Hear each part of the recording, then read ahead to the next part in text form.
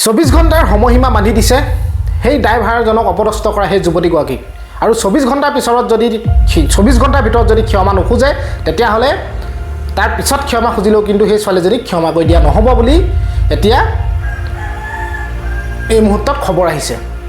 আৰু আপোনালোকৰ মাজলৈ মই ভিডিঅ' এটা লৈ আহিছোঁ। সেই ভিডিঅ'টোত আপোনালোকে গাড়ী চালক ৰূপম দত্তই আচলতে কি ক'লে, তেওঁ কি ক'লে, ছোৱালীজনীৰ যদি ভৱিষ্যতটো ভাল হ'বলৈ হয় তেতিয়াহ'লে ছোৱালীজনীয়ে ক্ষমা খোজক।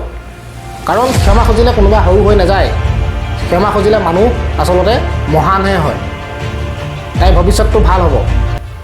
গতিকে ৰূপম দত্তই কি ক'লে আপোনালোকক ভিডিঅ'টো দেখুৱাম। কিন্তু এই যিটো ঘটনা হৈ গ'ল, এই ঘটনাটোত আচলতে দুখ কাৰ গাত আপুনিও নাজানে বা ময়ো নাজানো, জানে জানো, যিহেতু আমি তাত উপস্থিত নাছিলোঁ। গতিকে আপুনিও নাজানে ময়ো নাজানো। কিন্তু ছোৱালীজনীৰ গাত এটাই দুখ মই ক'ম, ছোৱালীজনীৰ গাত এটাই ভুল হ'ল, তাই ভুল কৰিলে যে সেই ড্ৰাইভাৰজনক আচলতে এনেকৈ বুকুত ধৰিব নালাগিছিলে। ক'ত অধিকাৰ পালে, ড্ৰাইভাৰ হ'ল বুলিয়েই সন্মান কৰিব যদি নাজানে, সন্মান কৰিব নালাগে, একো কথা নাই যদি সন্মান দিব নাজানে এজন ড্ৰাইভাৰক। কিন্তু এনেকৈ বুকুত ধৰা অধিকাৰ এই ছোৱালীজনীয়ে ক'ত পালে? এজন শিক্ষিত, হয়তো এজনী শিক্ষিত যুৱতী হ'ব লাগিব, কাৰণ আজিৰ যুগততো নপঢ়া নুশুনা ছোৱালী নাই, এজনী শিক্ষিত যুৱতী। এই শিক্ষিত যুৱতীজনীয়ে আচলতে এনেকৈ ৰাজহুৱাভাৱে এই ড্ৰাইভাৰজনক বুকুত ধৰিবলৈ সাহস ক'ত পালে? আৰু ড্ৰাইভাৰজনে এটা কথা মানিব লাগিব, ড্ৰাইভাৰজনে অতি নিমাত, আচলতে নিমাত হৈ ড্ৰাইভাৰজনে একো মুখে মাত নমতাকৈ আচলতে ড্ৰাইভাৰজনে আচলতে চাইহে থাকিলে। একো এটা তই বুলি কোৱাও শুনা নাপালোঁ ড্ৰাইভাৰজনে। গতিকে এই ছোৱালীজনীক লগত অহা কোনোবাই কৈছিলোঁ চাগে যে এৰি দে বুকুৰ পৰা, কিন্তু তাই কৈছে নেৰু বাহ, মানে হয়তো তাই মাৰিও দিলে হয় ড্ৰাইভাৰজনক, কিন্তু সিমান আগবাঢ়ি নগ'ল আৰু থাপৰ দুটামানো হয়তো দিবলৈ মন কৰিছিলে তাই, কিন্তু দিব নোৱাৰিলে। সেয়া হয়তো ৰাইজ আছিলে, তাত উপস্থিত দৰ্শক আছিলে কাৰণে একো নকৰিলে। আচলতে এইটোৱে দুখ লাগিছে, সমগ্ৰ অসমবাসী এইটোৱে খং উঠিছে যে ছোৱালীজনীয়ে যদি খং উঠিছে ড্ৰাইভাৰজনক আঁতৰৰ পৰা বুকুত নধৰাকৈও তাইক খং কৰিব পাৰিলে হয়, গালি গালাজ দিব পাৰিলে হয়। কিন্তু বুকুখনত ধৰি আচলতে এজন ড্ৰাইভাৰ, আচলতে বেলেগ এজন যদি ড্ৰাইভাৰ নহয়, যদি বেলেগ কোনোবা যদি ভাল সম্ভ্ৰান্ত হোৱা এজন যদি ব্যক্তি হ'লেন তেতিয়া পাৰিলেহেঁতেন নে এনেকৈ বুকুত ধৰিবলৈ সাহস পালেহেঁতেন নে ছোৱালীজনীয়ে? আচলতে আমাৰ ড্ৰাইভাৰবিলাকৰ সন্মান নাই বুলি ভাবে। যিহেতু ময়ো বহুত বছৰ গাড়ী চলালোঁ, আমি জানো মানুহে কেনেকুৱা ধৰণে চকুৱে চায়, বা তাৰ ভিতৰতে বহুতখিনি ভাল মানুহ আছে ড্ৰাইভাৰক সন্মান দিব জনা। কিন্তু এইটো নকওঁ যে ড্ৰাইভাৰজনৰ গাত ভুল নাই বুলি, হয়তো ড্ৰাইভাৰজনৰ গাতো ভুল থাকিব পাৰে, কিন্তু সেইটো কথা ক'বলৈ যোৱা নাই। কিন্তু এই ছোৱালীজনীয়ে যিটো ভুল কৰিলে, ড্ৰাইভাৰজনক বুকুত ধৰি যি ধৰণে আচলতে ঘটালি পেলালে বুলি ক'ব লাগিব, সেইটো কিন্তু ছোৱালীজনীয়ে ভুল কৰিলে। গতিকে এতিয়া ৰূপম দত্তই কি কৈছে বা সেইটোখিনিৰ ওপৰত আচলতে মেটাৰ নহয়, আচলতে বুকুত ধৰাৰ কাৰণে আচলতে বহুতখিনি মানুহ এতিয়া অসমত বহুতখিনি মানুহ আচলতে খং উঠিছে ছোৱালীজনীৰ ওপৰত, যে কি কাৰণে সেই আচলতে ড্ৰাইভাৰজনক বুকুত ধৰিব লাগে। গতিকে সেইটো কথাই এতিয়া আমাৰ অসমত বেছিকৈ খলকনি লগাই আছে। গতিকে মাফ খোজক, যদি মাফ নোখোজে ছোৱালীজনীয়ে তেতিয়াহ'লে থানাত এজাহাৰ দিব। 24 ঘণ্টাৰ ভিতৰত যদি তাই যদি ক্ষমা নোখোজে আহি পিনি ড্ৰাইভাৰজনক, তেতিয়াহ'লে তাইৰ ওপৰত একশ্যন লোৱা হ'ব। গতিকে শুনক কি ক'লে ৰূপম দত্তই। আৰু কিনো ক'ম আৰু, আচলতে এইবিলাক দেখিলে শুনিলে বেয়াই লাগে। কিছুমান ক্ষেত্ৰত ইমান পঢ়া শুনা ছোৱালী হৈ এনেকুৱা এটা কাম কৰিলে বেয়া লাগে। ড্ৰাইভাৰজনৰ গাত ভুল থাকিলে আইন আছে, আইন প্ৰশাসন আছে, আইন প্ৰশাসনে ব্যৱস্থা ল'ব। কিন্তু এনেকৈ নিজেই ব্যৱস্থা ল'বলৈ চেষ্টা কৰাটো ভুল নহয় জানো? চাওক আপোনালোকে ভিডিঅ'টো চাওক। কিন্তু নতুনকৈ যদি কোনোবা আহিছে চেনেলটোত, পাৰিলে এটা লাইক কৰি দিব, চেনেলটো ছাবস্ক্ৰাইব কৰি দিব। কথাখিনি কওঁতে যদি কিবা ভুল হৈছে ক্ষমা কৰি দিব। শুনক আপোনালোকে। তাত আমাৰ নাইট চুপাৰ সকলোৰে লগত কথা পতা হ'ল, হৈ লাষ্টত এটা সিদ্ধান্ত লৈ আমি আহিলোঁ। আমি আইনমতে যাম, যি কৰিব লাগে। আমি কাইলৈ ছোৱালীজনীৰ ওপৰত এখন এজাহাৰ দিম আৰু পুলিচ প্ৰশাসনৰ চৰকাৰক আমি এটা সময়সীমা দিম। সেই সময়সীমাৰ ভিতৰত যদি ছোৱালীজনীয়ে আহি সমজুৱাভাৱে সেই ড্ৰাইভাৰজনৰ ওচৰত ক্ষমা নিবিচাৰে, তেনেহ'লে আমি অনিৰ্দিষ্ট কাললৈকে যাতায়াত ব্যৱস্থা লগত জড়িত হৈ নাথাকিম।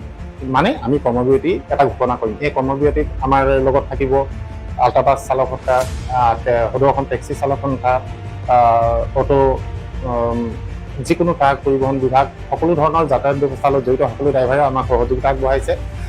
আমি ইয়াত কোনো ধৰণৰ পাৰ্চনেল বেনিফিটৰ কাৰণে অহা নাই। ইয়াত এটাই কথা, ড্ৰাইভাৰসকলৰ সন্মান অক্ষুণ্ণ থাকিব লাগে। এজন মানুহে এক্সিডেণ্ট কৰি যদি কিবা এটা কাৰণত মেজৰ কিবা এটাও হয়, তেখেতক মাৰপিট কৰিব নালাগে। আইন আছে, কানুন আছে, সেইবোৰে বিচাৰ কৰিব। এজন মানুহে কোনোবা এজন মানুহক মাৰ্ডাৰ কৰি দিয়ে আৰু আপুনি যদি তাৰ বিচাৰ কৰিবলৈ গৈ আপুনি সেইজন মানুহক মাৰ্ডাৰ কৰি দিয়ে, তেনেহ'লে দুখী আপুনিও হ'ব। আইন কেতিয়াও হাতত ল'ব নালাগে, আইনৰ উৰ্ধত একো নাই। আৰু এজন মানুহৰ ড্ৰাইভাৰে হওক বা যিয়েই নহওক, এজন মানুহৰ এটা সন্মান থাকে, সেই সন্মানটো ক্ষুণ্ণ হ'ব নালাগে। আমাৰ দুখ লাগিছে তাত।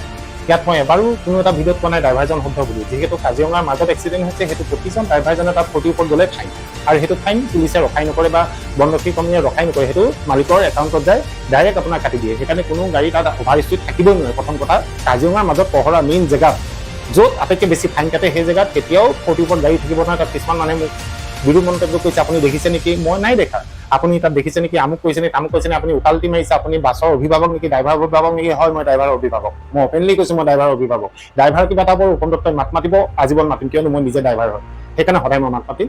তাত মই নাই, কিন্তু মই পৰিৱেশটো সেইটো পৰিৱেশত সদায় অহা যোৱা কৰি মই জানো। তাত প্ৰফেচনেল ড্ৰাইভাৰ কোনেও তাত গাড়ী স্পীড নচলায়, কাৰণ স্পীড চলালে ফাইন কাটিব।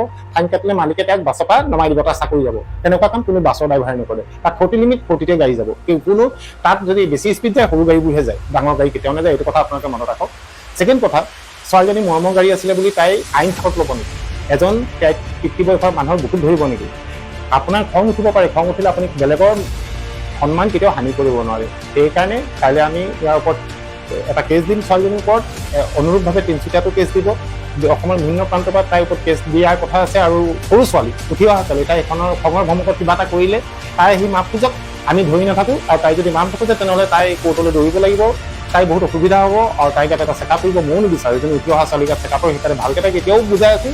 কাইলৈ আমি আজাহাৰ দিয়াৰ আগতে তাই আহি যদি ক্ষমা খোজে, তেনেহ'লে আমাৰ ক'বলগীয়া একো নাই। আজাহাৰ দিয়াৰ পিছত কিন্তু আমি কম্প্ৰমাইজ নকৰোঁ, তেতিয়া কিন্তু আমি মিলা মিছা নকৰোঁ। সেই কথাটো মই এতিয়াও সকীয়াই দিছোঁ। আৰু কিছুমান মানুহে মোক কৈ আছে যে মেঘালয়ত ইমান ডাঙৰ কথা আছে, তোৰ দম আছে যদি তাত মান। চিধা চিধি কথা, মেঘালয়ত একো কোৱাই নাই। যিবোৰ কথা পৰ্টেল নিউজবোৰে কৈ আছে, সেইবোৰ কথা ফেক। তাত মোৰ মৰমৰ পিংকু সোণোৱাল নামৰ আছে, তাত টুৰিষ্ট গাড়ী সি চলায়। তাৰ লগত মই সবিশেষ কথা পাতি আছোঁ। আমি আমাৰ সম্পাদক প্ৰেচিডেণ্টে পুৰা কথা পাতি আছে, আৰু আমি সেইটো প্ৰতিটো মুহূৰ্তত আমি তাৰ খবৰ লৈ আছোঁ। তাত কথাটো চিধাই কথা, তাৰ টেক্সি ড্ৰাইভাৰসকলে ভাবিছিলে যে তেওঁলোকে ইয়াৰ পৰা অসমৰ পৰা টেক্সিবোৰ গৈ শ্বিলং বা চেৰাপুঞ্জী মানুহ নহ'ব, তাৰ লোকেল যিবোৰ চিন আছে সেইবোৰ তাৰ লোকেল টেক্সিয়ে কৰিব। তেওঁলোকে সেইটো গভৰ্ণমেণ্টৰ ওচৰত দিছিলে, কিন্তু গভৰ্ণমেণ্টে মানি নললে। সেইটো কাৰণে তাৰ সৰু সৰু কিছুমান সংগঠনে ভিন্ন ঠাইত বন্ধ দি আছে। কথাটো সেইটো। আৰু ক'ৰবাত যে গাড়ী ভাঙিছে, সেইবোৰ সৰু সৰু গুণ্ডা কিছুমানে ভাঙিছে। তাৰ কাৰণে আমি গোটেই মেঘালয়খনক জগৰীয়া কৰিব নোৱাৰোঁ। ইয়াত তেওঁলোকে কৈছে যে আমাৰ গাড়ী গৈ আছে, আমি চলি আছোঁ, কিন্তু সৰু সৰু কথাবোৰ নিউজ পৰ্টেলবোৰে ডাঙৰকৈ উলিয়াই দিছে, কোনো ধৰণৰ বাদ বিচাৰ নকৰাকৈ। আৰু আমাৰ মানুহে দেখিছে ক'ৰবাত বন্ধ দিছে, পথ অৱৰোধ কৰিছে। তাত ভয় খাই মানুহ ঘূৰি আহি কৈছে পথ অৱৰোধ কৰিছে, মাৰপিট কৰিছে। তেনেকৈ একো হোৱা নাই। কোনোবা এটা ঠাইত এখনে গাড়ী কিবা এটা হৈছিলে, আৰু সেই কথাটোকে বহুত ডাঙৰকৈ ওলালে। মেঘালয়ত তেনেকুৱা ভয় কৰিবলৈ একো নাই, কাৰণ তাত যিখিনি গাড়ী চলি আছে, সেই গাড়ী পিংকু সোণোৱাল নামৰ যিজন মোৰ ভাইটি আছে, ভাইটিৰ লগত কথা পাতিলোঁ। তেখেতে বিতংভাৱে কৈছে যে ৰূপম দা, ইয়াত তেনেকুৱা ভয় কৰিবলগীয়া বা চিঞৰ বাখৰ কৰিবলগীয়া একো হোৱা নাই। মেঘালয় গভৰ্ণমেণ্টে সেই কথা মানি লোৱা নাই, গতিকে ইয়াত আমি সেইকাৰণে আমি চিঞৰ বাখৰ কৰা নাই। যদি অসমৰ ড্ৰাইভাৰক, মেঘালয় নহয়, অৰুণাচল হওক, নাগালেণ্ড হওক, য'তেই নহওক, যদি আমাৰ অসমৰ থলুৱা ড্ৰাইভাৰক, কি বিহাৰীয়ে হওক, বঙালীয়ে হওক, অসমীয়াই হওক, যিয়ে নহওক, তেওঁক যদি কোনোবাই দিগদাৰ কৰে, তেনেহ'লে আমি আকৌ তাতো মাত মাতিম। এই কথাটো দৃঢ়। আৰু প্ৰতিজন ড্ৰাইভাৰ কাৰণে মই থিয় হৈ আছোঁ। মই কেতিয়াও বাছৰ ড্ৰাইভাৰ, অটো ড্ৰাইভাৰ বুলি নকওঁ। যদি ড্ৰাইভাৰ বিপদত পৰে, মই আটাইতকৈ আগত থিয় হৈ থাকিম। মই একো নকওঁ ইয়াৰ পৰা, কিন্তু ড্ৰাইভাৰৰ হকে মই মাত মাতি যাম। এই ছোৱালীজনীয়ে ক্ষমা খুজিব লাগিব। কাইলৈ পুলিচ থানালৈ যোৱাৰ আগত যদি তাই নোখোজে, তেনেহ'লে তাৰপিছত কিন্তু আমি কম্প্ৰমাইজ নকৰোঁ। এই কথাটো তাই ভালকৈ শুনি লওক, তাইৰ পৰিয়ালৰ মানুহে ভালকৈ শুনি লওক। তেতিয়া কম্প্ৰমাইজ কৰিবলৈ আহিলে কিন্তু আমি কথা নাপাতোঁ। যদি কম্প্ৰমাইজ কৰিব আছে, এতিয়া হওক, সমজুৱাভাৱে সেই ড্ৰাইভাৰজনৰ ওচৰত ক্ষমা খোজক। একো ডাঙৰ কথা নহয়। ভুল কৰিলে যদি ক্ষমা খোজে, সৰু হৈ নাযায়। বৰঞ্চ ছোৱালীজনী মহান হ'ব, আৰু ছোৱালীজনীৰ ভৱিষ্যতটো ভাল হ'ব। তাইক আমি সকলোৱে ক্ষমা কৰি দিম। ইয়াকে মোৰ ক'বলগীয়া আছিলে। ছোৱালীজনীক মই আকৌ ৰিকুৱেষ্ট কৰিছোঁ, তুমি উঠি অহা ছোৱালী, তোমাৰ নিচিনা ছোৱালী মোৰ আছে। তোমাৰ বেয়াটো আমি কেতিয়াও বিচাৰা নাই, কিন্তু তুমি যিটো কৰিলে তোমাৰ ভুল, তুমি ভুল স্বীকাৰ কৰা। সেইজনৰ ওচৰত তুমি এবাৰ ক্ষমা খোজা। ক্ষমা খুজিলে তুমি সৰু হৈ নোযোৱা, বৰঞ্চ তুমি মহান হ'বা, আৰু তোমাৰ ভৱিষ্যতটো ভাল হ'ব। এইটোকে মই কৈছোঁ। বাকী অসমবাসীয়ে জানিব কি আছে কি নাই। ইয়াত আমি নৰম কোনো পধ্যে নহওঁ। কঠোৰ য'ত, আমি কঠোৰ হ'মেই। আৰু এটা কথা, ড্ৰাইভাৰৰ অসুবিধা হ'ব, মই আটাইতকৈ আগত কিয় হ'ম। ইয়াত মোক আপোনালোকে বেয়া পাই লাভ নাই, ভাল পাই লাভ নাই। বহুতে কৈছে আপুনি চালাক মানুহ, চান্স পাই আপুনি ডান্স মাৰিছে। চান্স পাই ডান্স নহয়। এজন ড্ৰাইভাৰক যেতিয়া অপমান কৰিব, তাৰ ৰূপম দত্ত খাৰা হ'ব, আৰু মোৰ নিচিনা হাজাৰটা ৰূপম দত্ত ইয়াত থিয় হৈ যাব। ড্ৰাইভাৰৰ এগেইনষ্টত কোনোবাই